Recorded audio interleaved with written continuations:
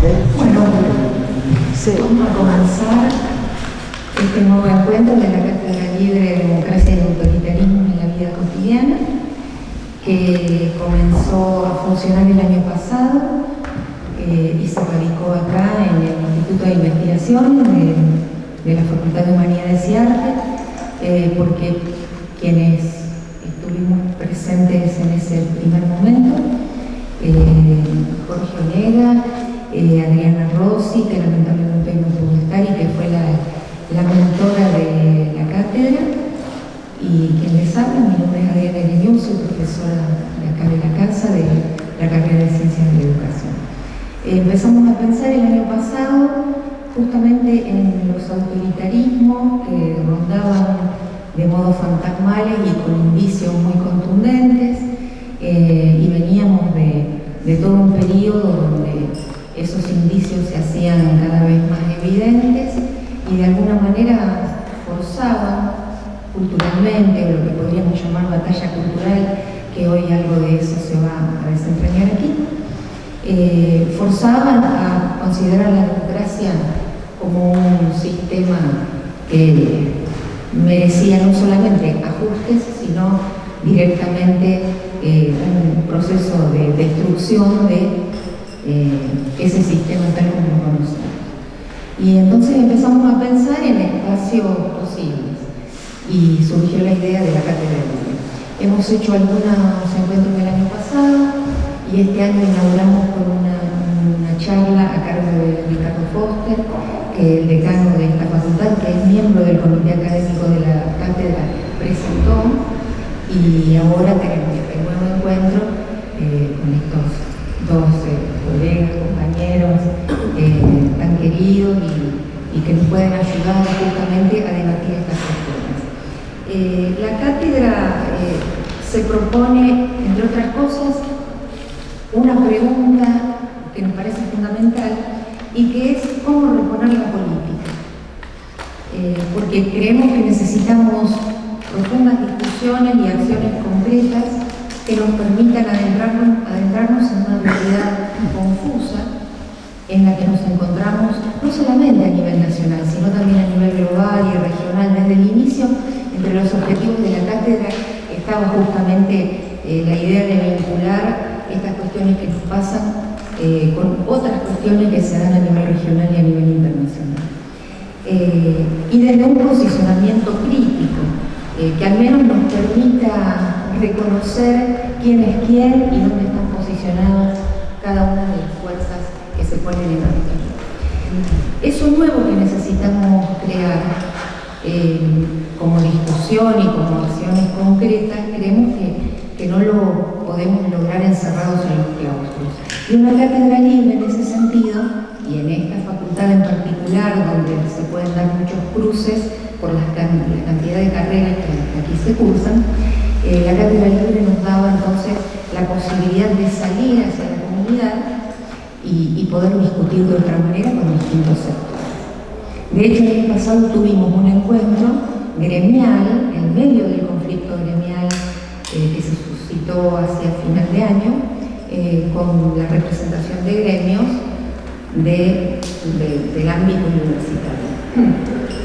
Y eso fue muy interesante porque nos permitió ampliarnos hacia otros temas que no eran los estrictamente académicos. La democracia, creemos, no es un lugar de arribo, un lugar completo, un lugar terminado.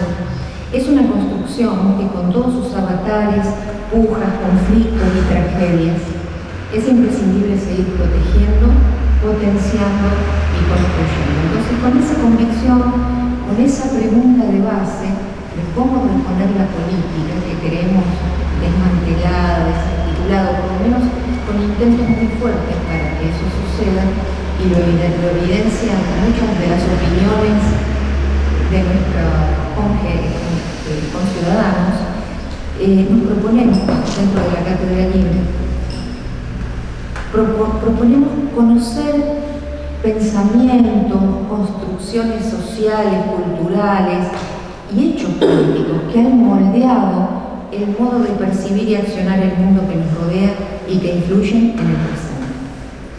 Entender el presente desde una perspectiva histórica que nos permita tomar conciencia de la realidad que vivimos para lograr una caracterización con la complejidad que requiere dicho análisis. Construir y amplificar ideas, propuestas y acciones colectivas tendientes a sumar esfuerzos, a compartir saberes y ampliar espacios de encuentro para la construcción de una sociedad solidaria que sea capaz de sostener y defender la democracia. Ese es nuestro compromiso. Ahora los invitamos a disfrutar de este nuevo encuentro, titulado, como ustedes saben, Quiebre del Estado de Derecho, los riesgos del autoritarismo. Se trata de una charla debate, así que vamos a escuchar las exposiciones de nuestros invitados y luego vamos a abrir el debate.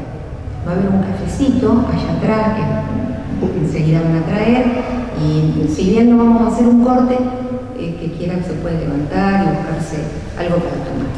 Bueno, en 10 minutos volvemos a estar. En 10 minutos, bueno. Soy José Jorge, pero igual no estamos de acuerdo, así que lo voy a pensar. Dije José Onera. Ah. No, dije José Onera. Creo, después no lo grabación. No. Una cosita muy cortita. Sí. Habitualmente la cuestión del debate de ida y vuelta nos queda muy marcado desde la época de una sociedad punitiva, cuando veíamos que el autor de una sociedad punitiva, apodado el filósofo del poder, decía que el ida y vuelta, en esas charlas que dio en París en el 73, era muy importante y daba un valor especial. En este caso, nosotros vemos por una cuestión de comunicación y del medio de comunicación que a veces acompañan más y a veces acompañan menos, va a quedar filmado como estamos filmando en este momento, y a partir de eso vamos a poder acceder a la filmación. Pero por supuesto que sería valiosísimo el tema del intercambio posterior. Muchísimas gracias. Bueno, va a comenzar el Juan Chen, lo voy a presentar tal como él pidió ser presentado. Licenciado y profesor en filosofía, profesor titular en esta casa de la Universidad Nacional de Rosario y también en la Universidad Nacional de Entre Ríos. Y luego va a continuar Matilde Bruera, que es profesora titular de Derecho Penal de la Universidad Nacional de Rosario, ex defensora pública federal, ex diputada provincial y actual presidenta de Justicia Legítima. Entonces, gracias por venir, por estar acá.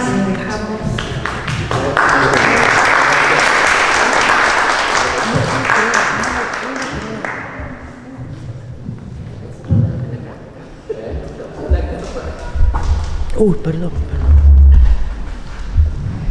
Bueno, buenos días a todos los amigos y las amigas. Y muchas gracias a Adriana y a José por la invitación a esta actividad, y a compartir algunas ideas con ustedes. Un gusto estar con Matilde compartiendo esta actividad.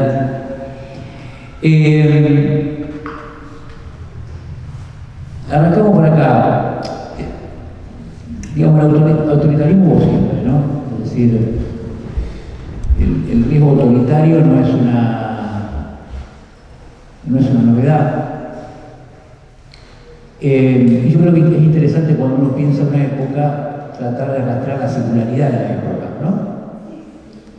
El análisis político más me parece a mí más productivo es cuando uno busca en aquello que aparentemente lo que algo tiene de irrepetible, ¿no?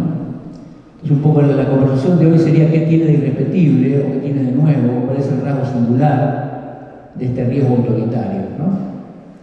Partiendo de la idea de que autoritarismos no solamente en la Argentina, sino en el mundo hubo siempre. Entonces, ¿qué tendría de singular este autoritarismo o este peligro autoritario? Al calor, y creo que eso inspira esta cátedra y inspira esta actividad también, de este fenómeno en aparente avance llamado ultraderecha, ¿no? Entonces lo primero que uno podría decir es cuál sería el peligro autoritario de las ultraderechas, o en todo caso la relación entre una cosa y la otra. Hablando de singularidad, la palabra ultraderecha es una palabra que utilizamos a falta de una mejor, ¿no? La idea de ultraderecha supone la apelación a una categoría como inexplorada, ¿no? ha habido incluso reuniones sobre, bueno, cómo calificar esto.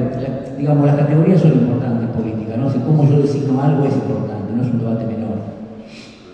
No es un debate, digamos, es un debate que impacta en la opinión pública, es decir, cómo yo categorizo un fenómeno.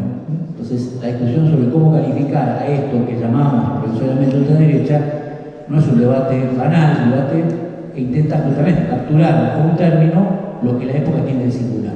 A eso decidimos llamarlo, sí. Ah, perfecto. A eso decidimos llamarlo ultraderecha. Digo esto, yo prefiero ese término a términos que circulan bastante habitualmente, que giran en torno a la palabra fascismo, ¿no? Neofascismo, posfascismo, a mí no soy muy amigo de esa calificación, prefiero correr ese término. ¿Por qué? Porque remite a una especie de repetición del pasado, digamos, una forma de repetición del pasado.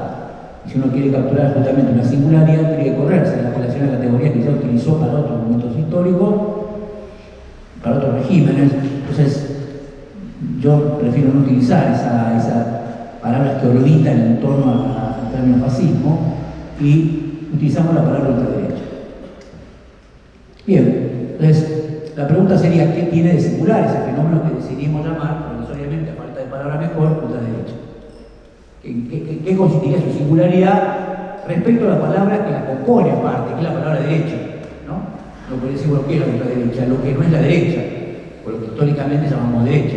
Ahora ponemos ultraderecha, a falta de palabra mejor, mientras vamos categorizando un fenómeno que, digo esto, efectivamente ocurre. La primera pregunta sería, ¿existe un fenómeno que merece ser categorizado de una manera más novedosa? ¿Existe un fenómeno que llamaríamos ultraderecha? Pareciera que sí, ¿no? Experiencias mundiales, más o menos sincrónicas, con características análogas.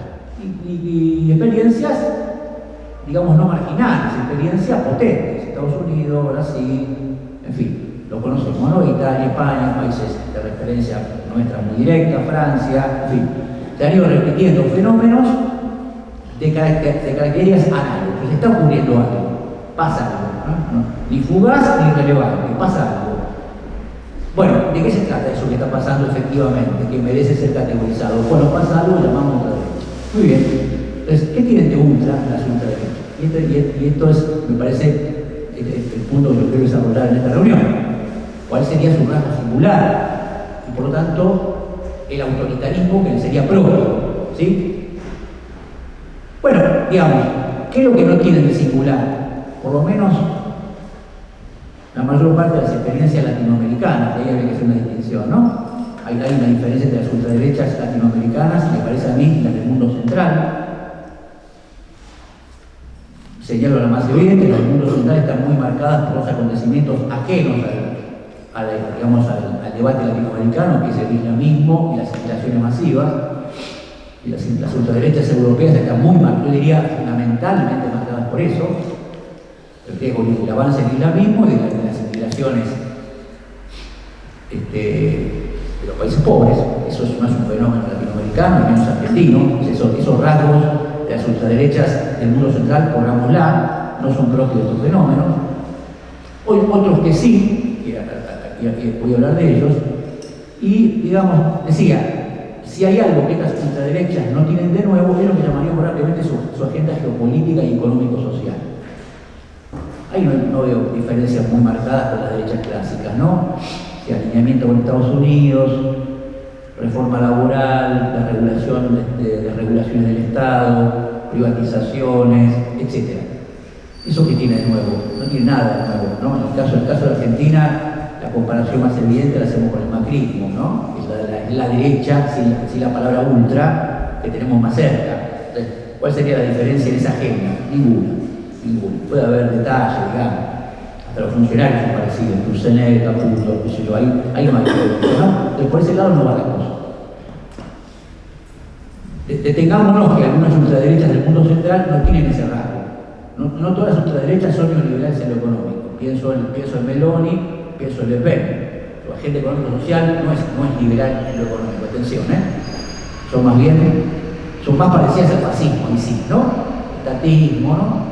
Regulación estatal, ahí sí hay una cosa más parecida al fascismo clásico, en las ultraderechas europeas, en las latinoamericanas no. Entonces, por el lado geopolítico y económico-social no va la cosa, ¿no?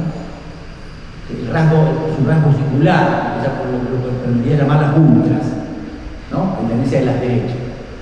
Entonces, ¿cuál sería ese rasgo singular que nos permite o nos invita a llamar las ultraderechas? ¿Sí? Y en eso habría que detenerse, porque si partir diciendo que lo importante de un fenómeno es observarlo, que tiene de irrepetible, habría que detenerse en eso.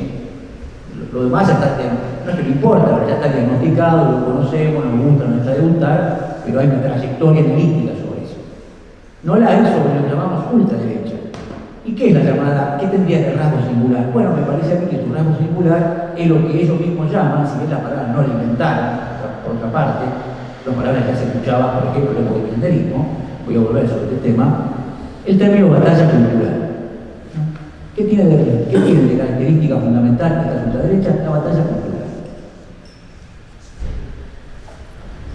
Esa idea de batalla cultural es una idea, por empezar, ampulosa, por no decir mesiánica, ¿no? Hay un rasgo de mesianismo en las ultraderechas. ¿Por qué digo ampulosa y mesiánica? Primero porque es una batalla cultural de escala universal.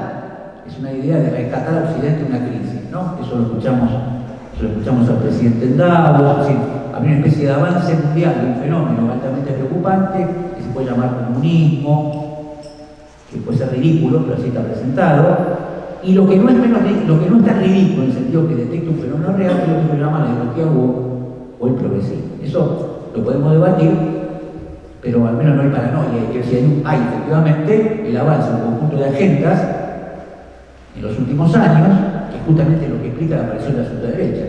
¿Por qué ocurre este fenómeno? Porque efectivamente en los últimos años ha habido un avance en esa agenda, eso es real. O sea, había un avance de la minoría sexual, del feminismo, del ecologismo. Es decir, la pregunta sería, ¿por qué aparecieron las ultraderechas? Bueno, porque justamente la agenda que lo combaten avanzó en los últimos años. No es un grupo de alienados que nos puedan parecer ideas muy cuestionables. Efectivamente, sintoniza, ¿por qué no existía ultraderecha en los 90, por decirlo así, ¿no? La comparación que solemos hacer con Menem. ¿Por qué Menem? ¿Qué tiene distinto esto con Menem? Bueno, esto. Porque en los 90 el avance de esa agenda llamada woke no existía casi en absoluto. Existió a partir de allí. Por lo tanto, hay una especie de reacción llamada batalla cultural contra el avance que hace peligrar el destino del Occidente. Atención.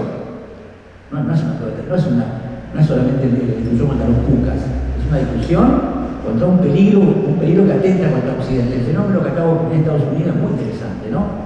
Donde un antifascista mata, generalmente lo asesina, a yo no lo conocía, una especie de vocero de la ultraderecha norteamericana. ¿No? Y la escala crece, la escala de el uno y mata al otro, ¿no? Pero eso no pasa, pero pasó, ¿no? Un progresista contra uno de ultraderecha, ahí lo mata. Un atentado, es un fenómeno simbólicamente muy fuerte, ¿no? ¿Y eso por qué? ¿Por qué alguien va y mata a otro? Bueno, porque está pensando que se está decidiendo el destino de la humanidad, no es que lo mata porque sí, lo mata porque cree que la muerte define una encrucijada de la historia, ¿sí? Entonces ahí me parece que hay una idea fundamental, que es la idea de batalla cultural, que es una idea mundial, es decir, que es la batalla contra un peligro que sufriría Occidente. Es una batalla que se afinca en la historia, eso es también interesante, ¿no? Así que intenta ligar esa lucha con la historia de las naciones. En el caso de aquí en la Argentina, eso está bastante claro, la recuperación de la figura de Roca, ¿no? La idea de un pasado, una especie de edad de oro del liberalismo, que sería la generación del 80. Una cosa muy evidente entre esta experiencia y el macrismo es que al macrismo la historia le importaba tres carajos. Macri entonces no sabía nada. A Milei no. Le importa la historia, da un debate allí, ¿no? Hay una discusión sobre la historia nacional. Yo no comparto la idea de que las ultraderechas niegan el pasado, eso es falso. No lo niegan, al contrario. Van a ese pasado, solo que intentan leer ese pasado a su favor. No hay un borramiento del pasado, al contrario, hay un intento de discutir el pasado, ¿no? Y esa es una idea de decir, bueno, reescribamos la historia de la nación. Y Irigoyen, Perón, nos mandamos al archivo, recuperemos la gesta liberal de la generación de los 80. ¿Está? Una operación historiográfica en esa discusión. Y el tercer elemento, que para mí es el más peligroso de todos, y ahí vamos llegando al autoritarismo, es la idea de entregar la política con la política con el pecado. Hay yo creo que el intelectual más lúcido que tienen ellos en Argentina se llama Agustín Laje, un chico joven que está en las antípodas del pensamiento, pero es una persona instruida, no es un improvisado. Leí su libro Globalismo, es un libro que hay que leer, son 600, varios, ¿no? Son 600 páginas, hay que leerla, pues es la compilación de la ideología de la centroderecha, donde Agustín dio un reportaje a propósito del tema de la violencia, el discurso violento, la violencia. Entonces el periodista dice, pero señor Laje, ¿cómo puede ser que el presidente ande puteando a todo el mundo, no? Y Laje dice, bueno, no nos confundamos, el ejemplo es muy interesante. Dice, recordemos el ejemplo de Cristo y los fariseos en el templo. ¿No? La cultura bíblica, Cristo de manera violenta, Cristo iracundo, de manera iracunda y violenta, echa a los fariseos. Si lo hizo Cristo, pues no puede ser milagro. No lo dijo así, pero lo está diciendo. Si lo hizo Cristo, ¿por qué no lo podemos hacer nosotros? ¿Quién serían los fariseos del templo? El kirchnerismo, los progresistas, etc. ¿No? Pero si Cristo, el envío de Dios a la tierra, pudo echar a los fariseos del templo, ¿cómo nosotros no podemos hacer lo mismo? ¿No? Eso es altamente peligroso, es una retórica novedosa, que ahí hay un rasgo singular, ese rasgo, esa idea no pertenecía a las derechas clásicas, ¿no? Y refuerza la idea mesiánica y, por supuesto, y esto viene un poco el tema de hoy, altamente peligrosa para la convivencia democrática. Porque si el otro no es el equivocado, sino el pecador, estamos en problema. Aún absolutamente equivocado. Una cosa es pensar, yo puedo pensar que vos estás totalmente equivocado, otra cosa es que yo soy un pecador. Yo soy el portador del mal. Y yo soy como Cristo que vengo a salvar el mundo del mal que vos encarnas. Este es el núcleo, me parece a mí, el núcleo profundo de este fenómeno llamado ultraderecha, ¿no? La combinación de un peligro de la humanidad, un reforzamiento de la perspectiva histórica de esa lucha, eso está entrado en la historia, y además la relación entre política y moral, entendiendo al adversario como un pecado. ¿Está? Que va ligado además a otro componente, me parece a mí, extraño, y vamos a entrar un poco en el tema del liberalismo, que es esta relación entre una posición ultraliberal en lo económico y ultraconservadora en lo moral. Muy conservadora en lo moral, es decir, la idea de orden natural, ¿no? Extraña el liberalismo. Entonces, estos son ultraliberales, y hay que volver a discutir la tradición liberal. Ellos son liberales en lo económico, pero son soberanistas en lo moral. Eso es muy interesante. Hay una idea soberanista, ¿no? Defender a la nación ¿de quién? De la internacional progresista, es decir, de aquella internacional que atentaría contra los valores de la nación. Ellos son nacionalistas, son nacionalistas en lo moral, como diciendo, señor George Soros, que medio así como la sinarquía internacional en los años 70, la sinarquía y los poderes maléficos andaban por ahí, el señor George Soros, que sería como sería el capital foráneo que promueve el aborto, etc. Ideologías que atentarían contra el ser nacional. Ese discurso del ser nacional era históricamente el nacionalismo, digamos, el nacionalismo gato, en fin, los nacionalistas de los 30, de los 40, que además eran nacionalistas en lo económico. Estos no. Son ultraliberales en lo económico y soberanistas en lo moral, ¿no? Diciendo, cuidemos nuestras costumbres del avance cosmopolita del globalismo moral, ¿no? Y nosotros, esta experiencia tendría justamente a salvar a la nación, primero a la humanidad y después a la nación, de ese avance que vendría a romper todas las barreras, no la barrera del capital, que es justamente lo que quieren, ¿no? Cosmopolitismo del capital y soberanismo moral. Sería Esa combinación absolutamente inédita, efectivamente. Esa combinación, desde el punto de vista, hasta donde yo conozco, histórico, de la historia nacional, es absolutamente inédita. ¿Sí?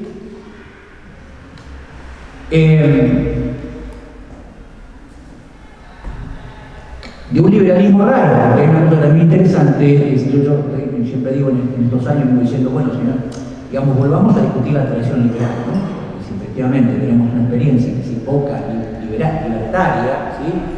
Es un buen momento para discutir la historia del liberalismo. ¿De qué hablamos? Del liberalismo, ¿no? Entonces, el liberalismo tiene efectivamente una especie de matriz, una especie de tensión, eso es real, entre una idea a la Voltaire. Mi papá que era liberal siempre decía, una frase de Voltaire que decía: estoy totalmente en desacuerdo con lo que usted piensa, pero defendería con mi vida su derecho de ser, ¿no? Como el apotegma básico del liberalismo doctrinario, ¿no? Voltaire. Entonces, eso es el liberalismo, la idea de tolerancia, ¿sí? Vos podés pensar totalmente distinto que yo, pero te quiero escuchar, ¿sí? Y por otra parte, un modelo hegemónico de razón, eso también es liberalismo, que es la idea de que efectivamente hay una idea homogénea de razón. Yo tolero al otro, pero hay un modelo único de razón, al cual el otro debería en algún momento aspirar, ¿sí? Y de otra cosa, y con esto voy avanzando sobre el concepto, sobre el problema de digamos, sobre esta idea de... A mí la palabra batalla cultural no me gusta, lo que decir, nunca me gustó usarla y menos me gusta usarla ahora, ¿no? No me gusta la idea de batalla cultural. ¿Por qué nunca me gustó y menos me gusta ahora? Porque la idea de batalla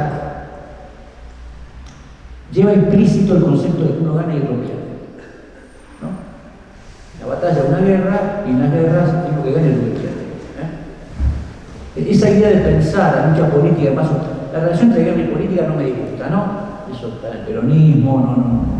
Siempre traté con eso y no me disgusta. Ahora, no me disgusta hacer algunas aclaraciones.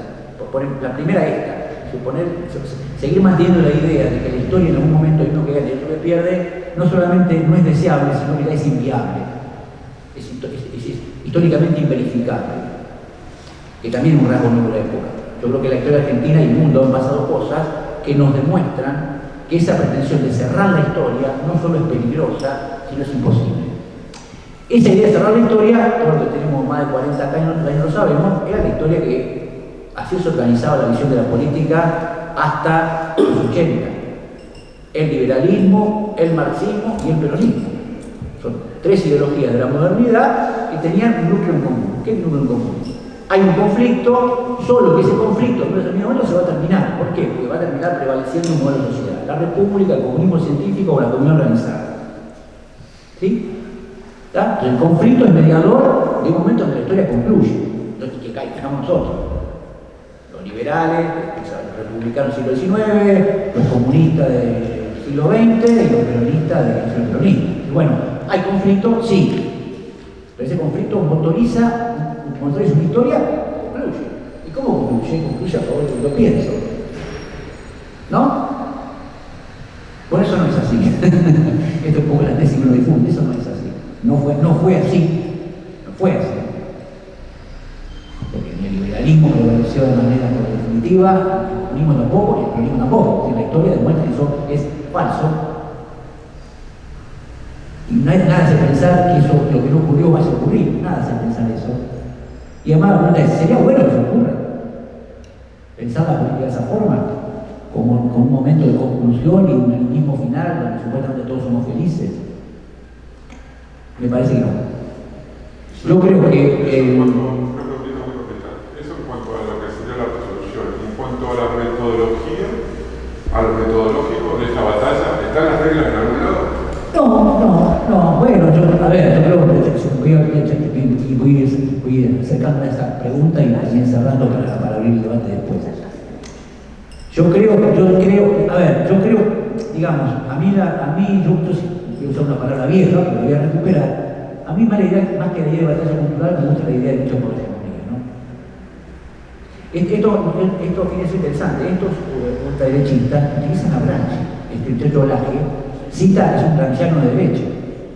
Y cita a Laclau cita, y a Gramsci, es un gramsciano de derecha.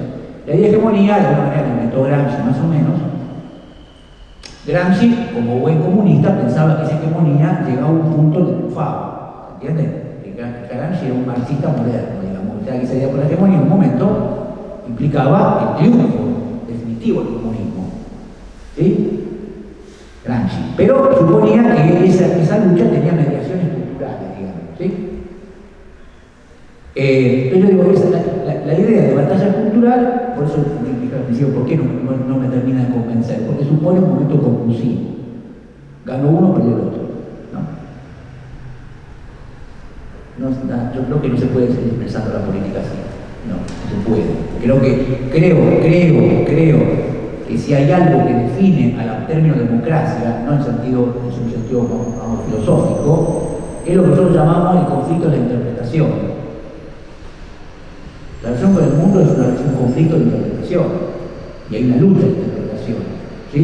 Entonces, la democracia consiste en el conflicto de la interpretación, sobre el sentido del mundo, la interpretación sobre a dónde vamos, quiénes somos, qué vamos a hacer. Entonces, yo prefiero utilizar la palabra hegemonía. Ahora, con la siguiente aclaración, esa hegemonía es una hegemonía, primero, inestable, no hay una hegemonía final, ¿no? Y puedo dar innumerable cantidad de ejemplos sobre esto que estoy diciendo. En el caso de Argentina, 2 años de kirchnerismo, luego vino Macri, después ganó el frente de todo, ahora está Milei, ¿no? Brasil, Bolsonaro está preso, después, ¿no? Bolsonaro, el avance de Bolsonaro, el avance de la ultraderecha en el planeta. Yo, por ejemplo, otra cosa que yo discuto la idea, digamos, de una especie de decadencia civilizatoria, ¿no? Tipo Franco Gradi, ¿no? O Eric Sadin, ¿no? Una especie de agobio civilizatorio, no es así, eso es impolítico, eso depende del movimiento de la política, ¿no? De la organización, depende de la política, no de una especie de decadencia del hombre moderno, yo no lo veo así. Depende de la política, que la política no es igual ahora que hace 40 años, lógico, pero hay una lucha política por una hegemonía inestable, y yo digo de fronteras móviles. ¿Y dónde empieza un campo y dónde termina el otro? No se sabe bien. ¿Quién está de cada lado? No se sabe bien, cambia eso. Y eso, si bien en un punto es, por decirlo así, ¿cómo decirlo? Produce un cierto desencanto respecto a ideas más utópicas del pasado, por otra parte es más movilizador, porque nos exige siempre estar construyendo esa hegemonía. ¿Me explico? Es decir, no hay una garantía finalista de que, bueno, la historia nos va a dar razón, por una parte, pero por otra parte es como más alentador para decir, bueno, estamos aún en los momentos de angustia y de agobio, esta historia no cierra ya. No sabemos dónde cierra. Puede cerrar peor que ahora o no, pero eso depende de la política. Y eso, en algún sentido, es lo que llamaríamos democracia. Entonces, vuelvo un poco para atrás. Lo que nosotros llamamos hoy riesgo autoritario, efectivamente, ese riesgo es tal, y está muy de la mano de este concepto, y por eso lo quiero discutir, de esta idea de batalla cultural. De una idea de batalla cultural condimentada con alguna serie de elementos por ejemplo, el kirchnerismo, que también tenía la idea de batalla cultural, era una idea que no era una idea mesiánica, era una idea medio conclusiva, pero no mesiánica. Una idea, digamos, efectivamente había una puja simbólica, una discusión por la historia, había una idea de verdad fuerte, pero ¿por qué esa idea de verdad fuerte no lleva a un dato no menor, que no mencioné, me parece importante, el tema del lenguaje? El lenguaje, eso lo quería decir. Otra rasgo de la ultraderecha. Macri andaba diciendo el muro de Madrid, ¿no? Macri es un personaje que me parece despreciable, pero digo, derechas del pasado, incluso derechas mucho peores que esta, ¿no? ¿Y a qué me refiero? Una cosa que quiero decir, en Argentina tuvimos, ¿no? Está bien, no votadas, pero tuvimos la derecha genocida, ¿no? Eso no hay que olvidarse. Luego el curso del odio, bueno, en Argentina no solamente hubo el curso de odio, sino hubo desaparición, ¿estamos? Pero la verbalización de esa idea de exterminio, no para exterminar, la verbalización del exterminio en el lenguaje también es un rasgo de la ultraderecha. Tenés un lenguaje insultante, procaz, soez. Ese lenguaje no es algo ornamental, no es un detalle anecdótico, es un detalle constitutivo, porque es una forma de denigrar a la persona del otro. En vez de decirle, me parece que estás totalmente equivocado, te digo, qué sé yo, no sé, rata, ¿no? O uso metáforas sexuales, por ejemplo, la metáfora sexual, también de nuevo, ¿no? La idea del culo, etcétera, etcétera, que uno la toma muy entre risa y no sé cómo decirlo, ¿qué es esto? ¿Qué personaje extravagante? No, es una forma de denigración de la palabra pública. Entonces, y fue hablando un poco de entonces digo, esto me parece que es un combo que efectivamente presenta un riesgo autoritario muy serio, inédito. En democracia, ha habido autoritarismo mucho peores que en dictadura. En democracia, efectivamente, es un nivel de autoritarismo inédito, altamente peligroso, de derivas inciertas. Te digo esto, sábado 13 de septiembre de 2025. De deriva incierta. ¿Sí? Una cosa que quiero decir en esta reunión, una cosa que me preocupa como argentino, es cómo un gobierno de estas características va a manejar la aparición de una incidencia. ¿Va a manejar repetir esa? No se entendió. Una cosa que no sé y me preocupa como argentino es cómo un gobierno de estas características va a manejar una incidencia potente que apareció el domingo pasado, no me cuenta, ¿no? Que un Estado social.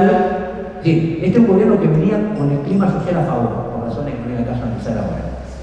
Más o menos, había una especie de expectativa, algo se cortó, digamos, me parece a mí, estoy muy seguro, me parecía que algo se cortó. ¿Cómo reacciona esta lógica pecaminosa, autoritaria, etcétera, frente a la aparición de este fenómeno, digamos, porque cuando uno cree que es un elegido, y aquel que viene a salvarlo dice, mira, no me interesa tu salvación, no, muchas gracias. ¿Cómo reacciona el personaje? No sabemos, hasta ahora pareciera que no reacciona demasiado bien. Pero bueno, eso se puede mover en el nivel de la discrepancia política o en el nivel del riesgo institucional. Entonces, no sabemos qué va a pasar. Y termino acá, ¿sí? Sobre este aspecto. Pero digo, eso hace, efectivamente, crea una batería argumental, por lo que yo charlé con usted, o que estoy charlando, respecto, efectivamente, frente a la aparición de un autoritarismo inédito de rasgos inciertos, ¿sí? Vuelvo a la pregunta que me decías vos. La manifestación de eso, la historia se ha tenido muchas maneras, algunas violentas, ¿no? Violentas en el sentido literal de la palabra, y otras mediáticas. Ahora discursivamente, de formas, bueno, y luego a través de acciones institucionales, de las cuales posiblemente hable también Matilde, ¿no? Entonces, ahora, la pregunta es con esto concluyo, ¿qué hacer? Entonces yo digo una cosa que me parece importante, es, bueno, no caer en la misma lógica. No caer en la misma lógica en clave nacional y popular. ¿Entiendes lo que quiero decir? Es decir, no replicar, solo que con otra ideología, esa misma forma de pensar la política. Entonces, eso tiene muchas formas de pensar. Una forma de pensarse, digo la más, una es, por ejemplo, digo porque lo observo, la discursiva. Eso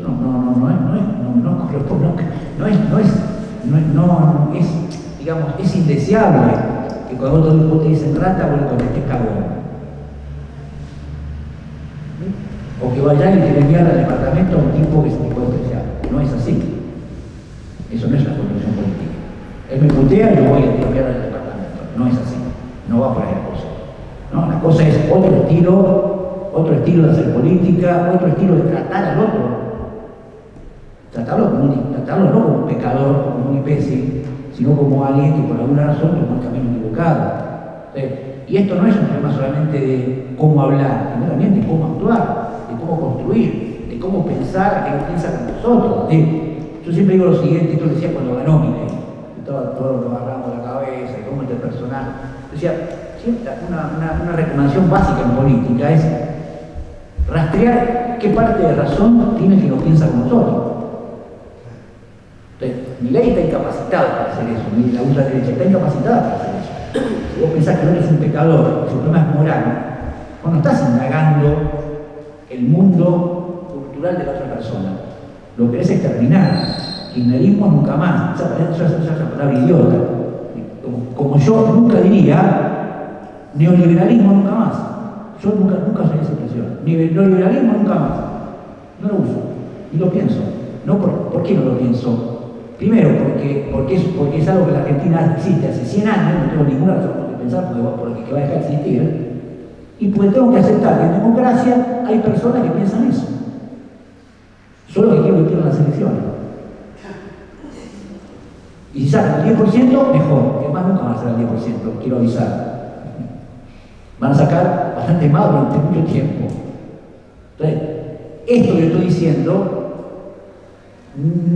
no digamos, o por eso lo planteo, no es una discusión que todavía tenemos de nosotros, digamos. Está instalada esta discusión y que a veces nos lleva, y con esto cierro, a cierta incomprensión de la política tal cual la podemos pensar en este momento y además a, por decirlo así, a restar un conjunto de estrategias políticas que son imprescindibles, no solo para ganar una elección, sino también para gobernar un país, como es que ahora estoy diciendo. Gobernar un país es también hacer que nuestra diferencia sea tolerable. ¿Entienden lo que quiero decir? Un país no puede vivir en estado permanente de, digamos, de un conflicto insoluble. El conflicto puede existir. Lo que hay que poder es que ese conflicto sea tolerable socialmente. Pero si no, ¿cómo se construye la nación? ¿Cómo se construye? Sin violencia, ¿cómo se hace una nación donde el otro es el distinto absoluto? No me lo imagino. Entonces, me parece que eso hay que incorporarlo, si efectivamente no solo queremos cambiar una hegemonía, sino además gobernar mejor un país. Bueno, muchas gracias.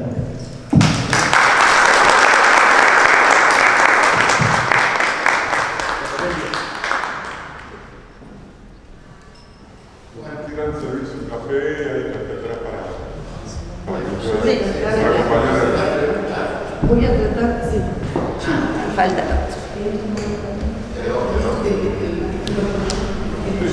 Bueno. ¿Tiene que pasar? Digo, ¿se puede hacer una pregunta? Sí. No, Juan. ¿Cómo la pregunta ahora? Yo seguiría.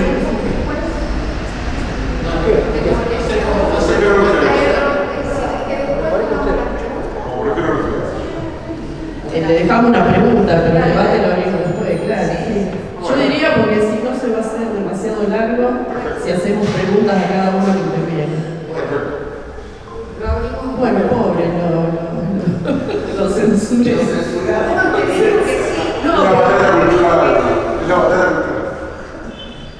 Y yo estoy acostumbrada a la batalla, ¿qué quiero? Lo mío son las batallas. Y la contramano. No, siempre bueno, muchas gracias a todos y todas, gracias a la cátedra por permitirme intervenir por permitirme aportar algo si es que puedo aportar algo en este debate que nos preocupa tanto, ¿no? Que es caracterizar un poco la situación que estamos atravesando y vislumbrar el futuro. Le agradezco, bueno, para mí es un lujo estar con Juanjo, que además de mi respeto intelectual, tengo todo el afecto hacia un amigo, y para mí es un gusto escucharlo también y pensar en las cuestiones tan interesantes que ha planteado. Yo voy a hacer un análisis más centrado, como lo anticipó Juanjo también, en lo institucional, en las expresiones concretas de este momento histórico, al menos en el plano, cómo se expresa esta política, cómo se expresa este momento en el plano institucional y en el plano legislativo, en el plano de jurídico, ¿no? Yo creo que, bueno, estamos atravesando obviamente, ¿se escucha bien? Bueno, estamos atravesando un momento bastante difícil, complejo, con una luz de esperanza que se abrió después de las elecciones del domingo pasado. Pero bueno, yo creo que desde que hace tiempo que nos debemos un debate sobre la democracia y sobre el funcionamiento institucional, ¿no? Yo recuerdo que en la época de Alfonsín, que fue el primer momento de recuperación de la democracia, se hizo presente este debate, porque por supuesto todos celebraban la recuperación de la democracia, pero a veces se contestaba a ciertos reclamos, bueno, ojo, cuidemos la democracia, cuidemos lo que tenemos, y en un momento el debate decía, bueno, cuidemos la democracia, pero no vivamos en la democracia, digamos, ¿no? La democracia, o sea, no podemos criticar nada para cuidar la democracia. Bueno, sí, me acuerdo que era un viejo debate, ¿no? Hoy, a partir de la asunción de Milei, con todas sus singularidades, de Milei y este equipo gobernante, ¿no? Con todas las singularidades que bien ha expresado Juan, el debate se ha abierto profundamente. Y yo pongo en debate si estamos transcurriendo un momento democrático, porque la democracia no se resume en las elecciones, no se resume en una selección electoral por el voto, ¿no? Creo que la democracia tiene en todos los aspectos, en lo procedimental tiene una dimensión mucho más amplia y en lo sustancial también. Entonces yo creo que la democracia es lucha, no creo que la democracia sea un estado que uno alcanza y que hay que estar, y hay que clausurarlo, ¿no? Por eso traigo a discusión el tema en la etapa de Alfonsín. Yo creo que la democracia es lucha, la democracia es dinámica, si no se pelea se pierde, y esto lo expresaron muy bien casi todos los juristas liberales del siglo XIX. Por ejemplo, uno de los padres nuestros, de los próceres del derecho que estudiábamos en la facultad, apenas nos iniciábamos, que era Yering, nos decía que el derecho era un campo de batalla. Era un campo de batalla, el derecho es lucha. Y en esto discutía con otro gran jurista, que era Savigny, por supuesto que eran juristas políticos. Savigny decía que las sociedades evolucionaban e iban alcanzando determinados estadios de desarrollo jurídico e institucional. Yering, que era un discípulo, decía sí, pero no es estático, es dinámico.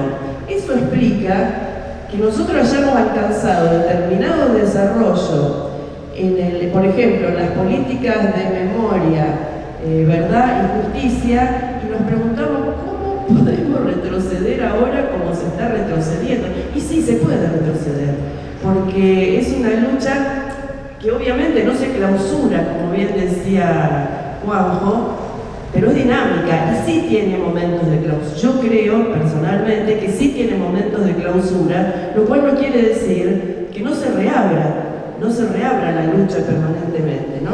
Es una lucha por la hegemonía. Es cierto, esa idea la comparto, pero yo creo que la democracia es un momento dinámico y lo es el derecho. Por eso interesa el derecho, si no el derecho sería aburridísimo. Y para mí el derecho es divertidísimo, para mí el derecho es maravilloso y es un instrumento para dar debates y para dar peleas. Lo que pasa es que desgraciadamente la forma en que se enseña no a todos los estudiantes le abre los ojos sobre esto, ¿no? Los estudiantes siempre en clase te dicen, doctor, a mí todo eso de la historia, qué sé yo, y la filosofía no nos interesa, queremos saber el código. Y yo le digo, porque nosotros queremos trabajar y sobrevivir con el derecho. Digo, vos sabés que lo que te va a dar de comer es la historia, no es el código, porque el código lo abrís y lo lees vos, que vas a ser abogado, y lo puede leer cualquiera que no es abogado. Pero si vos conocés la antropología histórica y política del derecho, es lo que te da de comer y es lo que te da instrumento para la batalla política, porque el derecho es una expresión. política, ¿no? Por eso una mirada crítica. Y el otro día, en un fallo muy interesante, al cual después me voy a referir, que declara nulo un decreto declara inconstitucional un decreto de Milei, un jurista muy importante de este país dijo, se remite a una definición de Michelangelo Bovero. Michelangelo Bovero es un estudioso, es un discípulo de Bobbio, y él define este momento de las derechas en el mundo como autocracias electivas. No las define como democracia, las define como autocracias electivas. Y se remite a los clásicos, y se remite a la metodología de análisis de lo procedimental que hacía Bobbio, que se remitía a los clásicos, ¿no? Pero él dice, los clásicos nos hablaban de libertad, pero también nos hablaban de igualdad. Y si no hay igualdad en las condiciones, no hay participación igualitaria. Las elecciones no son igualitarias, y eso es real. No todo el mundo participa libremente de la selección de los gobernantes. La libertad está limitada por las condiciones sociales. Y esto también lo dice Ferraioli, un jurista también muy importante, discípulo también de Bobbio. Él dice, el derecho, digamos, la democracia tiene una sustancia procedimental, que son las elecciones, los mecanismos de participación popular, etcétera, etcétera, pero tiene una sustancia. ¿Y cuál es la sustancia? El Estado social, o sea, la justicia social. ¿Cuál es la sustancia de la democracia? No tiene sentido la democracia sin justicia social, lo cual no quiere decir que hasta que no alcancemos una justicia social perfecta no va a haber democracia, pero el objetivo de todos los procedimientos es alcanzar un Estado social de derecho, una igualdad de oportunidades, una igualdad de participación, si no, no existe la democracia. Y eso lo decía Sampaio, que fue uno de los autores de la Constitución del 49, cuando habla de la Constitución del 49, dice, bueno, pero la legitimidad de esta Constitución es la posibilidad de hacer efectiva la justicia social, ¿no? Ahora cuando leamos, yo le acabo de dar una leída a la nueva Constitución de Santa Fe, hay algunas declaraciones de derecho que la verdad que si las llegamos a conseguir, creo que Juanjo y yo nos quedamos sin discurso. Bueno, el tema es, todavía no la he estudiado, a ver si es buena o mala, me parece que tan mala como temíamos no salió, pero bueno, podría haber sido peor. Pero la legitimidad se la da la posibilidad de que los derechos sociales sean efectivos. Si no, no hay democracia, y si no, creo que no hay democracia en lo sustancial, pero tampoco en lo procedimental, porque no estamos en condiciones de igualdad para participar, ¿no? Y esto también, bueno, lo decían los estudiosos de las constituciones, ¿no? Lasalle dijo que el derecho también es una batalla. Lasalle dijo, el derecho es una batalla. Es una puja de poderes, es la suma de los poderes. Bueno, por eso creo que es importante hacer un análisis en este plano. Yo también, popularmente, la gente se refiere a este momento como un fascismo, o lo caracteriza a Milei como un fascista. Yo, digamos, no sé si poner en duda cómo lo interpreta la sociedad. No hay duda que no tiene las mismas características que tuvo el fascismo. El fascismo, por empezar, fue imperialista y estatal, como bien decía Juan. Tuvo esas características esenciales. Pero bueno, de todas maneras expresa métodos tan autoritarios y definiciones tan autoritarias este gobierno, este elenco gobernante, que bueno, popularmente se lo caracteriza de esta forma. Zaffaroni hace tiempo que viene caracterizando estos momentos políticos como un colonialismo financiero, ¿no? Bueno, de todas maneras, creo que es interesante analizar cómo se viene manejando este elenco gobernante en lo institucional, porque eso ayuda, porque son expresiones concretas, no son opinables. Lo que están dejando escrito no es opinable, es lo que ellos escriben, ¿no? Y lo primero que puso en duda si estábamos en una etapa democrática fue al día siguiente de la asunción de Milei, que lanza a los 2 días, creo, o a los 3 días, que presentan el DNU 70. El DNU 70 y la ley bases fueron una expresión de la ruptura del sistema republicano, ¿no? De la división de poderes. El poder ejecutivo se arroga, concentra en sí mismo, que es una característica de las autocracias, todo el poder. Voy a gobernar yo. Si bien se venían usando los DNU, pero el DNU 70 resuelve toda una definición política.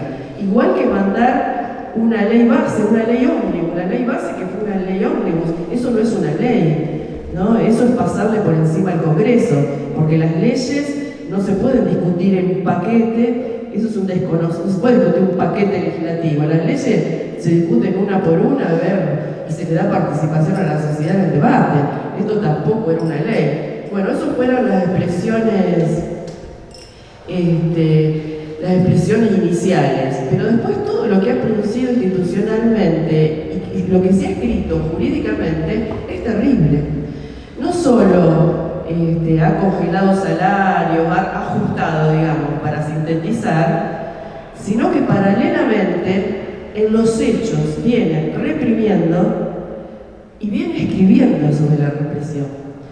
En esta pregunta que hacía Juan, no sé cómo reaccionaría este gobierno frente a una oposición potente. Y no, yo tampoco sé cómo reaccionaría, pero lo sospecho por lo que viene escribiendo, o por lo menos cuál es la intención de reacción por lo que viene escribiendo. Sobre todo, y yo me voy a referir a esto en primer lugar porque es la mirada por mi formación, pero porque es a lo que menos atención se le presta popularmente, ¿no? Y es a lo que se viene escribiendo en materia represiva, ¿no?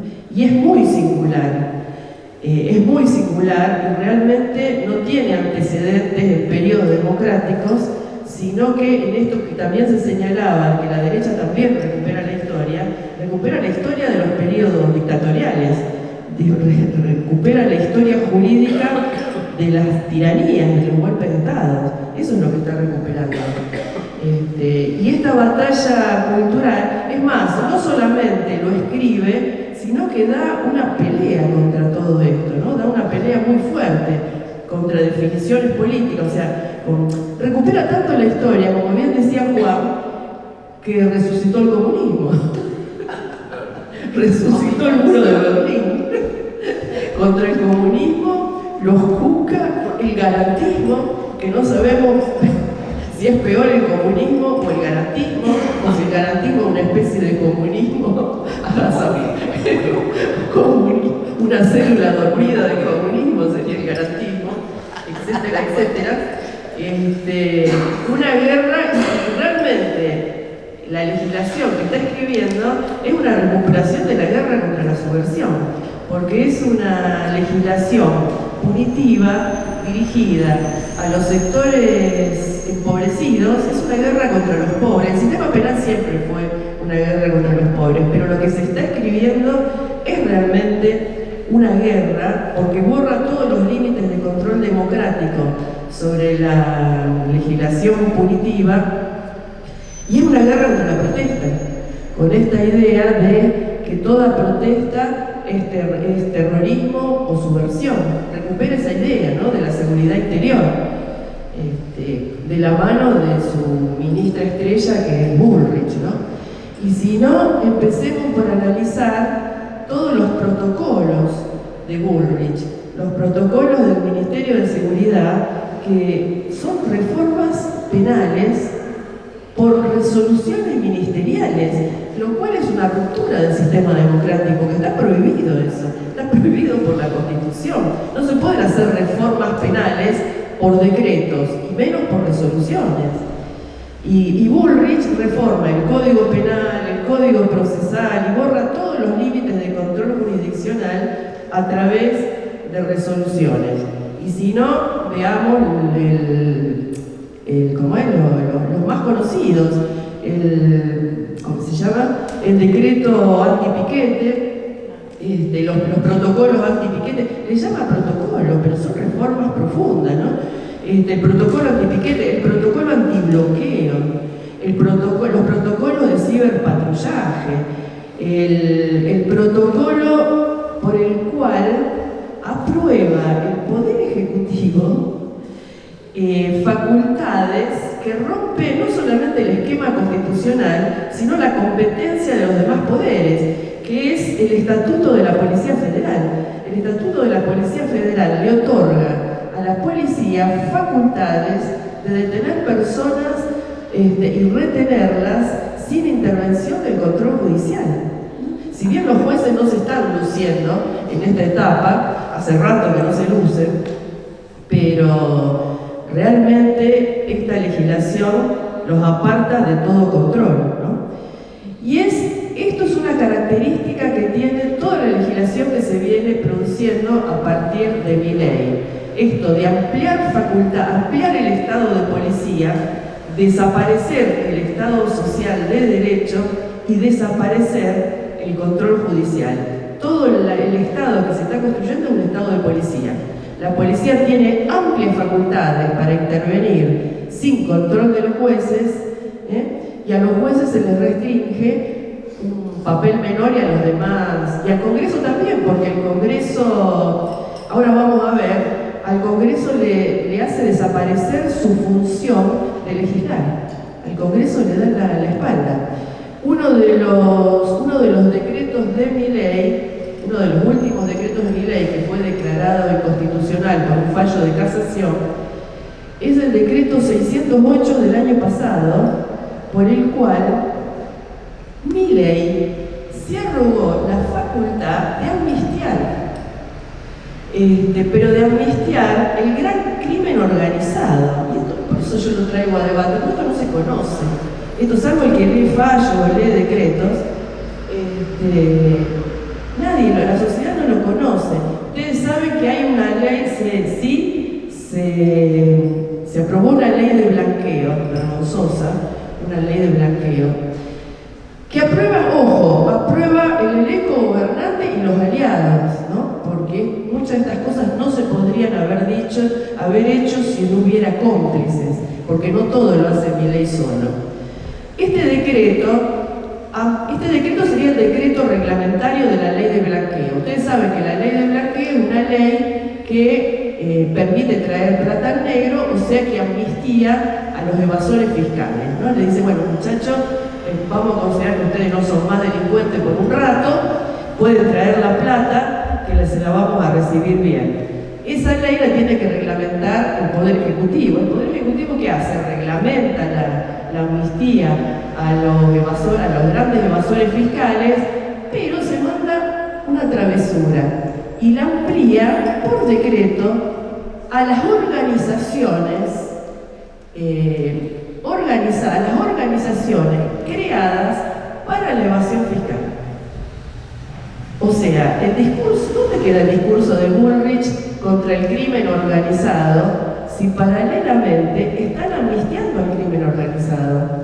Porque cualquier crimen organizado para cualquier delito tiene como columna vertebral el lavado de dinero. Y el lavado de dinero, por supuesto, que es evasión fiscal, porque justamente es una forma de eludir.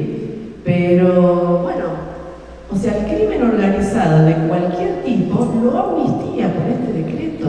A la organización, no a las personas individualmente, a la organización creada para lavar. La amnistió mi ley. Entonces, ¿qué características de democracia tiene esto?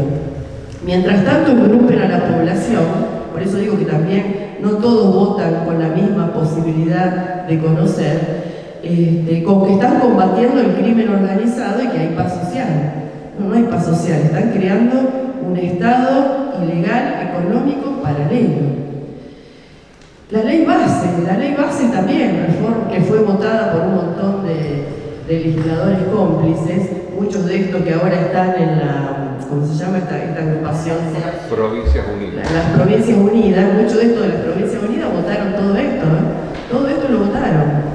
Y ahora se quejan de Milei. Se ve que esperaban otra cosa, pero no. Por eso digo, ¿hasta qué punto estamos en una situación democrática? Porque no negocia, no solo no construye jurídicamente instituciones democráticas, sino que no negocia Milei. Porque ellos le votaron esto y no les dio nada. La ley va a hacer reforma, entre otras cosas, reforma del Código Penal, agrava la pena de los piquetes, introduce la que nosotros llamamos la doctrina Chocobar, para que se entienda, ¿no? La violencia policial, etcétera, etcétera. La ley antimafia es un escándalo. La gente tampoco lo conoce, porque como decía en el siglo XVIII, decía el gran jurista del iluminismo, Beccaria, decía: todo el mundo piensa que las leyes penales se hacen para otros. Todo el mundo piensa que a él no le va a tocar. y en general la gente se entera de que esto existe cuando lo ponen preso, o cuando le toca a él o a un pariente o a un amigo. Bueno, la ley antimafia es el estado de sitio. En este país se ha legislado el estado de sitio por ley. Es una copia de la ley Rico, la ley antimafia de los años 70 en Estados Unidos, que es una ley que se inventa para poder detener a los capos de la mafia, pero acá se establece por ley un estado de sitio, y es un desconocimiento, una reforma constitucional prácticamente, o un desconocimiento constitucional, lo cual no se puede hacer ni una cosa ni la otra, ¿no? ¿Por qué? Porque el estado de sitio solo puede declararlo el Congreso. No puede haber un estado de sitio sin el Congreso. El Poder Ejecutivo puede hacerlo en receso, pero el Congreso lo tiene que aprobar. Cuando hay conmoción interior, cuando hay un ataque exterior, esto no. Esto, si el Ministerio de Seguridad lo decide, se puede aplicar la ley antimafia, que es suspensión de garantías. Por eso digo que es estado de sitio. Suspende todas las garantías. Y el primer lugar donde se aplica la ley antimafia, gracias a la sociedad entre Bullrich y Puyaro, es Rosario. En Rosario hoy tenemos 3 lugares de la ciudad, 3 barrios de la ciudad, que bien no sé cuáles son, algunos lo han mencionado, pero yo no estoy seguro que sean ellos, esos barrios. Hay 3 barrios de la ciudad que tienen suspendidas las garantías. Se puede detener a la gente sin nada, se puede retenerla, se puede trasladarla, y se le puede aplicar la ley antimafia, que la ley antimafia, otra de las características que tiene, es que crea una forma de vinculación delictual, como si fuera una asociación, pero sin asociación, sino un vínculo que no se sabe cómo puede ser, que a cualquiera le ponen, por ejemplo, si esa organización comete un homicidio, si lo aplican a cualquiera que tenga algún vínculo con esa asociación, ¿no? O sea, tanto al jefe de la banda como al que barre el local. O a una persona que un día hizo un trabajo circunstancial para alguien de la organización. O sea, para cualquier delito es la misma pena, gravísima. Esto es una situación realmente gravísima. La ley de reincidencia y reiterancia, no me voy a referir porque no voy a aburrir mucho, pero vuelve también a los postulados de la dictadura del 76 que había derogado Alfonsín. Y en la provincia pasa lo mismo. Es más, en la provincia se empezó antes que Milei. En la provincia tenemos una ley de un procedimiento para los niños, niñas y adolescentes que desconoce todos los derechos, todas las garantías. Tenemos una ley de narcomenudeo contra la corriente también. Y además que impide la investigación de las organizaciones. Tenemos una ley de ejecución penal que también aparta el control de los jueces del cumplimiento de la pena. Por eso está pasando lo que está pasando en las cárceles de la provincia de Santa Fe, que lo ha denunciado el Comité contra la Tortura en el mes pasado. La inteligencia la maneja el Ministerio de Seguridad, o sea, Conclusioni tiene el monopolio del ejercicio de tanto que lo criticaron a Saín porque hace inteligencia, Conclusioni hace inteligencia ilegal autorizado por la legislatura santafesina, porque todo esto también lo votó la legislatura santafesina. Y después, para cerrar estos ejemplos y para no aburrirlos tanto, hay dos cuestiones que autorizó y que sí lo está sufriendo directamente, sobre todo las poblaciones más empobrecidas, y en las manifestaciones o marchas que vemos se está sufriendo, que es dos reformas. Una es haber resucitado la detención por averiguación de antecedentes, que se legisló en el año 75, ya en las postrimerías del gobierno democrático, cuando ya se venían las 3A y la dictadura, que es poder detener personas porque no tienen documentos, porque no pueden, para saber los antecedentes y para investigar la identidad, sin control judicial, o sea, no hay control judicial, y ha reformado el Código de Procedimiento de tal manera que un fiscal puede detener a una persona y puede detenerla sin imputarle. O sea, imputarle, ¿qué quiere decir? Decirle por qué la han detenido, para que empiece a defenderse. Lo puede tener detenido sin que sepa nada hasta 30 días. Eso es igual a la disposición a cargo del Poder Ejecutivo que existía en la dictadura. O sea, estamos en democracia, estamos viviendo una etapa de democracia, porque democracia no es solo votar. Entonces yo creo que para dar, y esto es batalla política y es batalla cultural, porque el derecho es un campo de batalla. El derecho es un campo de batalla.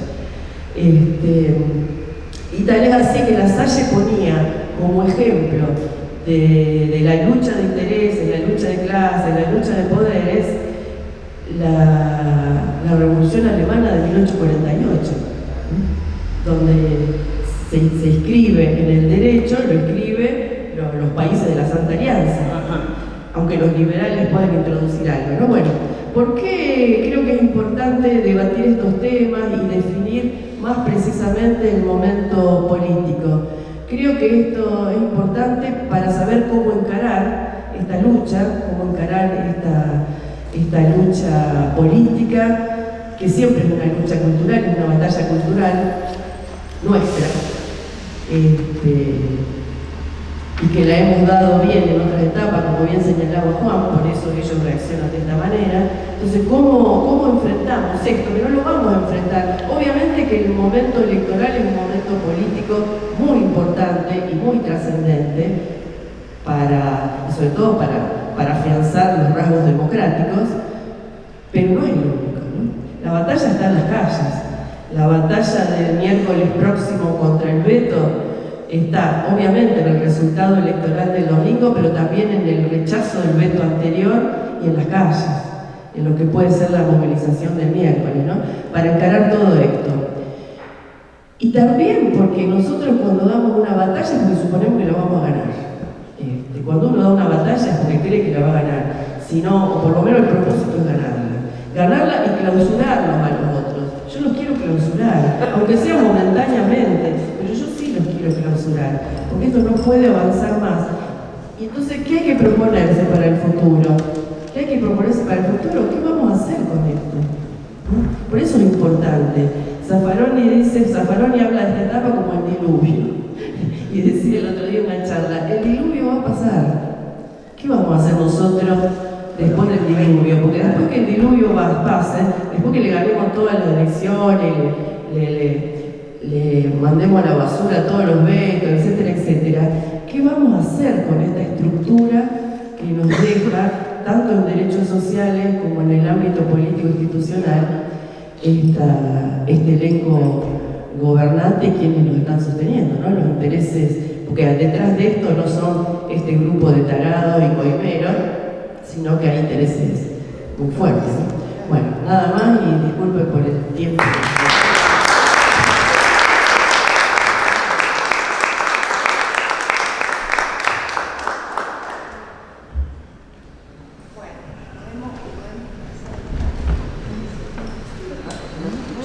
Retamoso tenía una pregunta y tengo culpa porque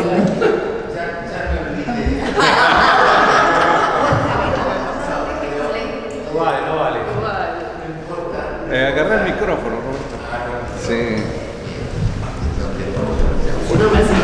mal. No, aparte así salen las filmaciones. Gracias. Bueno, ¿qué tal? No, la pregunta, sí, no olvidé, una broma. Tenía que ver con el hecho de que, Juan, vos citaste una expresión emblemática como es nunca más. Aludiste a esa expresión, la subrayaste con énfasis, etc. ¿Qué significado tuvo y tiene nunca más? Marcar un límite de la democracia. El nunca más quiere decir que la democracia no abarca a todo el mundo absolutamente. Entonces ahí me parece que hay un contraste con tu, si yo te entendí bien, además pido disculpas porque llegué un poquito tarde, con tu definición previa acerca de lo que sería democracia, ¿no es cierto? Como un espacio, un ámbito que contiene absolutamente a todas las voces y a todos los sectores. El nunca más nos viene a decir que eso no es posible. Necesariamente tiene que quedar algo por fuera, y lo que tiene que quedar por fuera son esas expresiones dictatoriales y genocidas, sobre todo genocidas, ¿no? Genocidas. Entonces, creo que esto también nos obliga a repensar, bueno, y Matilde habló largamente acerca de esto, si realmente estamos viviendo o no estamos viviendo en un marco democrático, digamos. Yo creo que sí, que esto es una democracia de muy baja intensidad, una democracia puramente formal. Esto significa que habría que abandonar, digamos, los principios de la democracia para volver a levantar banderas de corte autoritario que fuesen absolutamente radicales y de izquierda. Yo creo que no. Pero creo que también estamos obligados a repensar en el concepto y en el sentido de la palabra democracia. Porque yo creo mucho en lo que uno podría denominar, y creo que no existe realmente, una democracia popular. Una democracia popular en el sentido que el conjunto de las personas vivan, se organicen y se expresen democráticamente. Aquí parecería que la democracia es patrimonio de los políticos y de los partidos políticos. Uno camina en los barrios, uno camina en las calles de la ciudad, los vecinos no se organizan. Si alguna vez lo hicieron, ya no lo están haciendo, organizarse democráticamente en la vida comunitaria del barrio o del lugar donde les toca estar, ¿no? Justamente ha permeado tanto la cuestión del liberalismo, del individualismo, de sálvese quien pueda, que en los sectores más bajos de la sociedad el valor o los principios democráticos han sido dejados absolutamente de lado. Y también ellos, esos sectores tan sumergidos y tan postergados, tienen en la cabeza los principios del liberalismo, por ejemplo, el sálvese quien pueda, y como pueda, y a como dé lugar. Entonces creo que hay que repensar la democracia. Creo que la democracia debería ser algo que exceda largamente los partidos políticos, largamente. Pero ¿eso qué significa? Eso significa también construcción política. Y yo no veo, y lo digo con mucho pesar, que salvo casos excepcionales y muy valiosos, yo no veo que haya dirigentes de fuste o de relevancia empeñados en semejante propósito, ¿no es cierto? Construir una democracia, digamos así, desde abajo, ¿no? Entonces, bueno, me parece que eso también es algo que está en el debe, en el haber de la política actual y ocupa un lugar enormemente importante en la columna del debe. Bueno, esto es lo que quería decir como comentario general. Muchas gracias a los dos. Gracias. Bueno, gracias Roberto, por supuesto tocaste muchos temas importantes. Solo contestaré lo siguiente. Yo creo que la palabra democracia, como bien vos lo decías, es una palabra que tiene distintas dimensiones, ¿no? Yo me referí hoy puntualmente a una de ellas. Matilde se refirió más a otra. Una dimensión, vamos a llamar material, que la democracia supone, digamos, por decirlo así, un cierto horizontalismo social de los practicantes de la democracia, ¿no? Hay una dimensión institucional de la democracia, como un poco lo habló Matilde, ciertos procedimientos que permiten que la institución institución democrática funcione y fluya de una manera transparente y equitativa. Yo me referí más a la dimensión simbólica de la democracia, si que entendemos simbólicamente por democracia.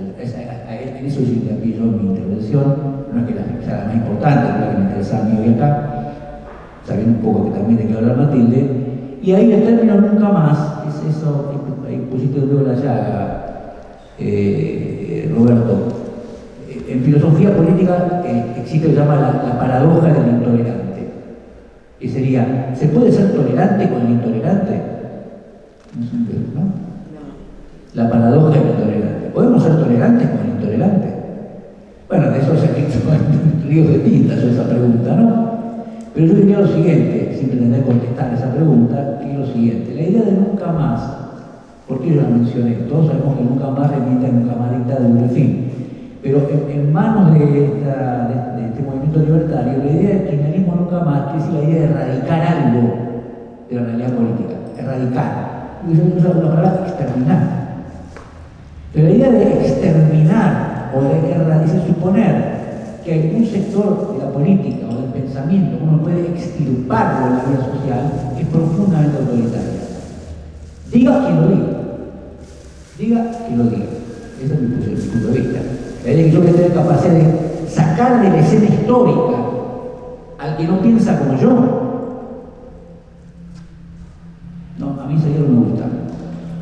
Entonces, la pregunta que queda abierta es justamente es cómo tramitar esa diferencia a través del cual esa diferencia sea por una parte minoritaria, por otra parte matente contra la convivencia democrática, ¿sí? Entonces, yo creo que la palabra del nunca más, que por supuesto la reivindico el término del nunca más, tal cual, fíjate que fue muy provocativo ese cartel de exclusión en La Matanza, es muy provocativo porque toma esa consigna nunca más, solo que invirtiendo el sentido que hace sentido burlesco, es tomar la consigna nunca más del kirchnerismo, por decirlo así, no solo el kirchnerismo, sino digamos, el progresismo en general contra la herencia de la dictadura, para tirárselo por encima del kirchnerismo, ¿sí? Pero nos parece una idea casi macabra, un poquito simbólico, pero fue lo que pasó.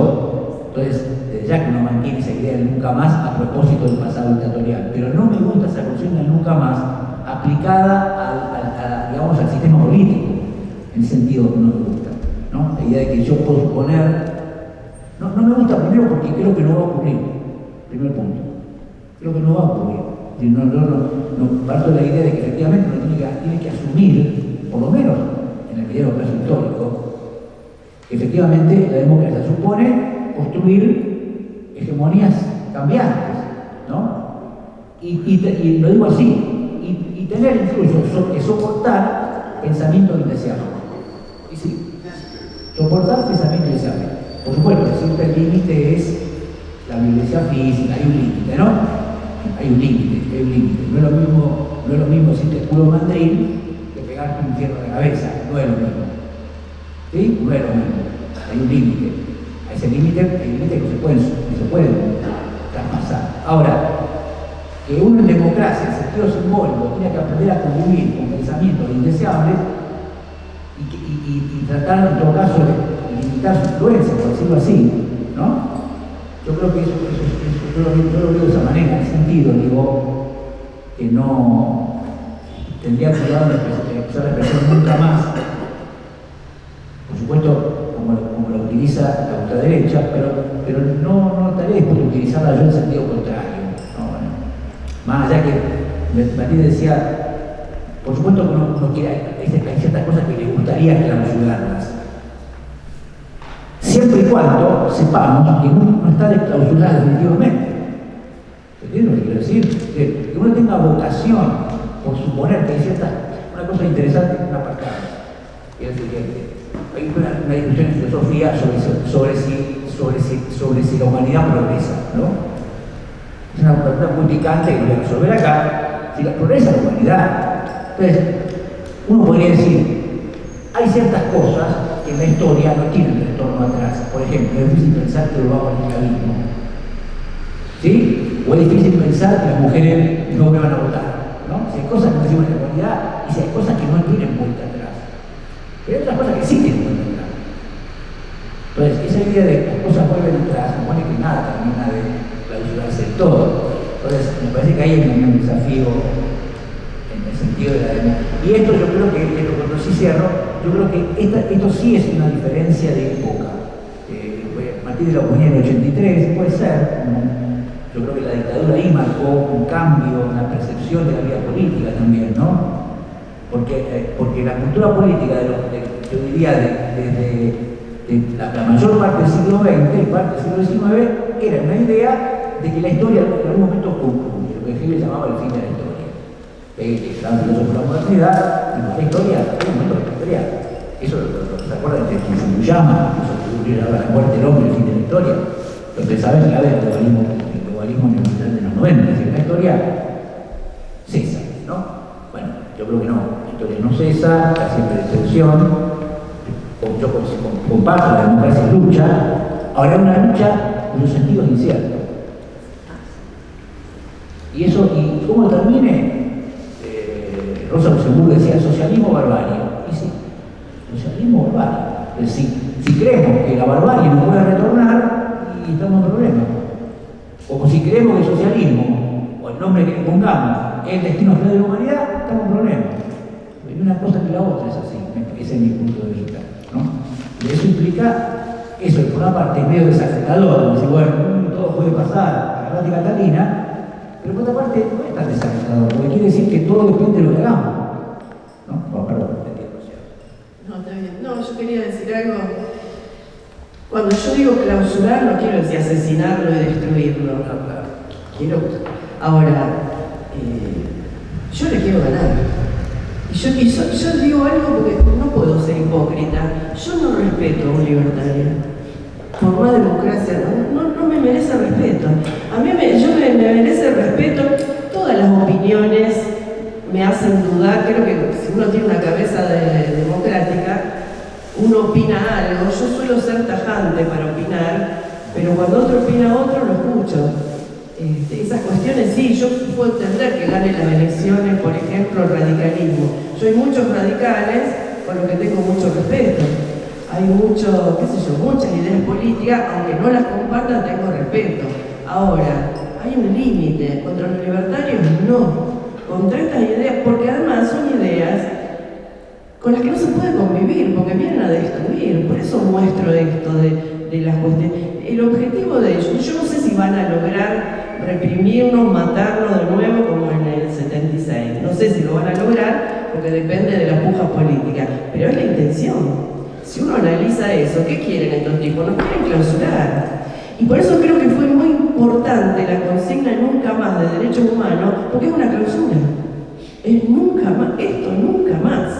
Y a esta gente, a estos libertarios, a mí no hay ningún discurso libertario que me merezca respeto. No quiero convivir con ellos en democracia. No quiero, no los voy a matar, me los tengo que aguantar, no los voy a insultar porque además porque el insulto no me parece una herramienta útil, además de que no me sale, porque en mi casa no me dejaban decir malas palabras.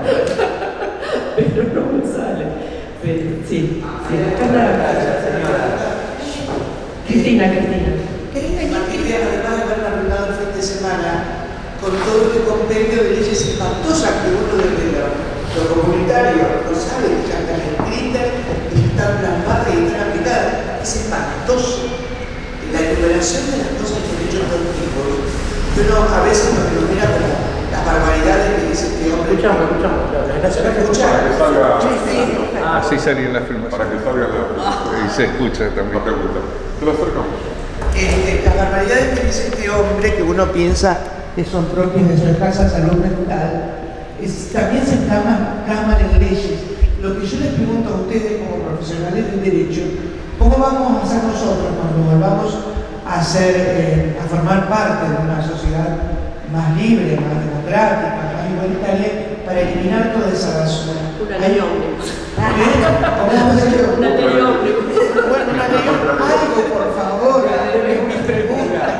Es mi pregunta porque la verdad es espantoso. Es espantoso escuchar todo eso. Una ley que derogue todas las leyes antidemocráticas. ¿Se puede hacer? Sí, claro. Ya está. Ya Diego tenía una pregunta, Diego. ¿Cuál es el límite de la democracia, de la tolerancia de la democracia? Porque de alguna manera entendemos el juego electoral, pero de alguna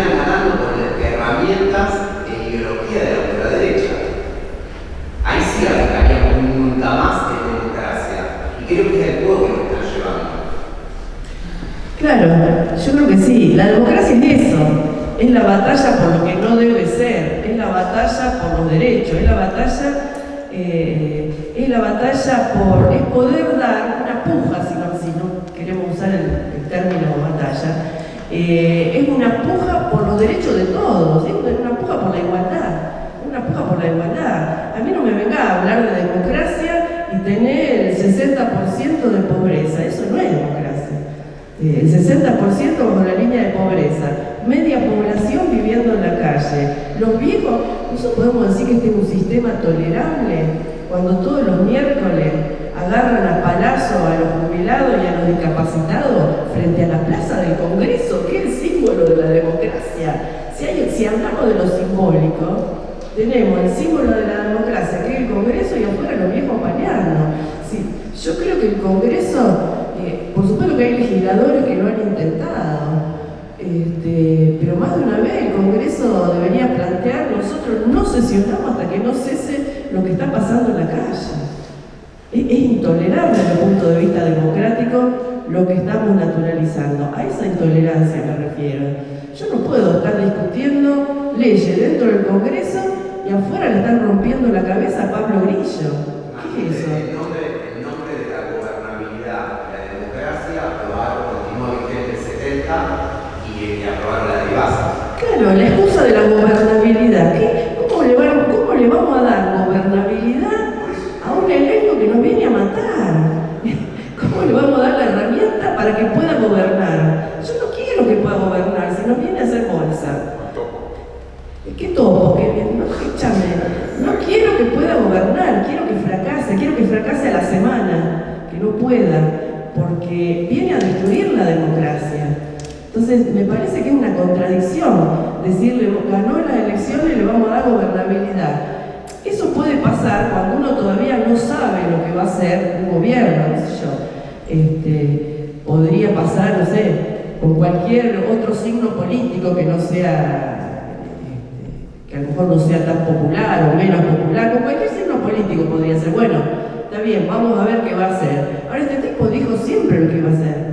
Este tipo dijo que venía a destruir el Estado, que la justicia social era un robo, que los derechos humanos eran un curro. Entonces, bueno, ¿cómo le vamos a dar gobernabilidad a ese proyecto político? Ese proyecto político tiene que fracasar. Aunque lo vote la gente, lo lamento, discutiremos de nuevo con la gente. Pero ese proyecto político yo no le dejaría un día más, lamentablemente. Obviamente que depende del juego político, depende de la fuerza que tengamos como oposición. Pero bueno. ¿Alguna pregunta?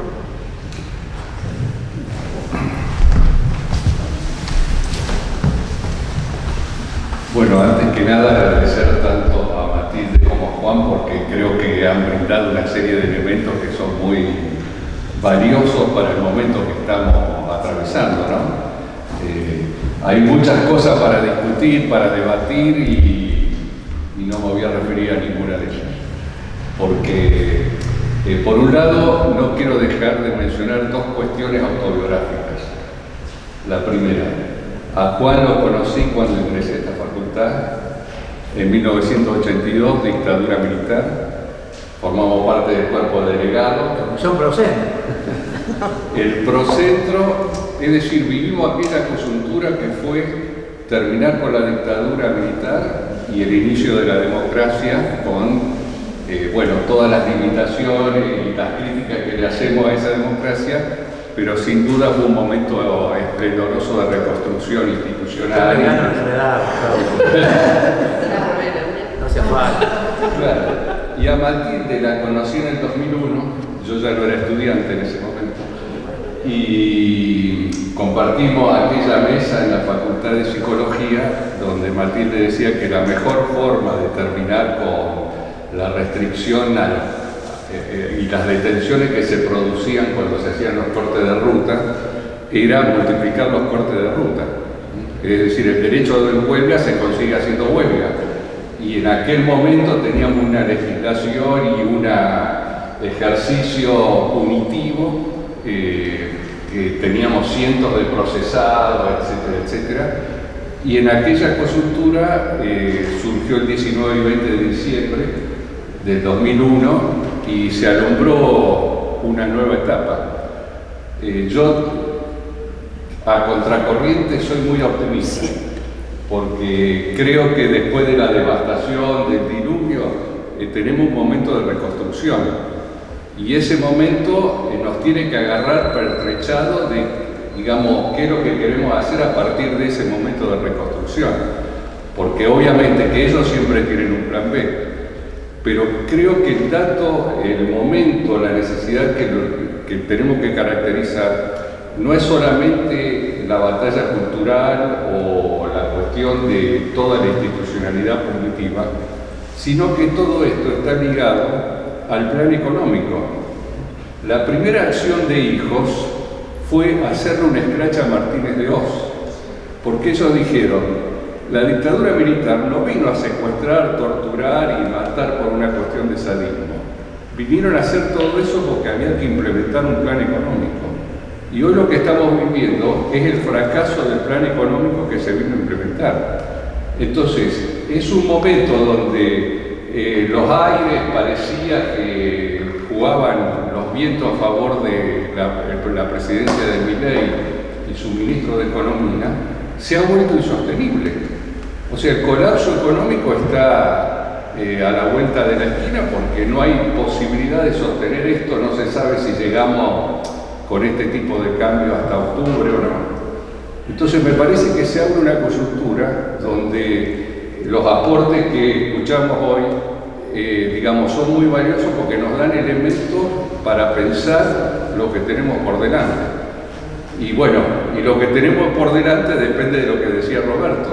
¿En qué medida reconstruimos una democracia que discuta por abajo? Que no sea una cuestión solamente de políticos profesionales, sino que requiere del protagonismo de cada uno de nosotros. Entonces, como decía Matilde, en esta recuperación de los términos históricos, Milei viene a perder las elecciones frente a un enano soviético. Entonces está bueno porque hay que explicarle a la gente qué es un soviet. Así que los jóvenes se quedaron que siquiera de son soviets. Digo, tienen más de soviéticos.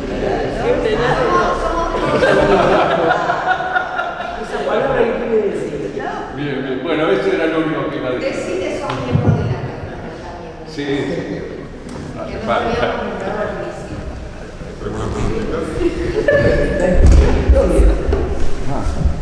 ¿Alguna preguntita sobre alguna de las cuestiones que plantearon?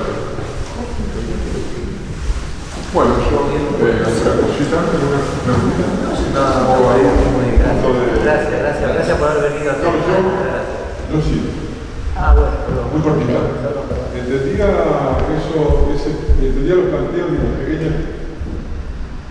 y las pequeñas diferencias en cuanto a la cuestión del nunca más y todo eso. Ahora la pregunta mía es si tal vez eso lo podemos ir subsanando a partir de pensar en cuáles son las reglas de esa democracia que nombrábamos Matilde, en cuanto a que dentro de la democracia hay ciertas cosas que son aceptables, pero independientemente del formato que le veamos a la democracia hoy o hacia donde estemos aspirando. Y algunas que no son aceptables. Yo las pienso de ese modo, por eso también coincido un poco con el punto de vista que tiene que ver con que hay cosas a las que quiero que sí, que no estén nunca más presentes. No es fácil la lucha en cuanto a que ellos manejan una cantidad de lógicas como mantras, por ejemplo, que son cómodas para cierta parte de la población.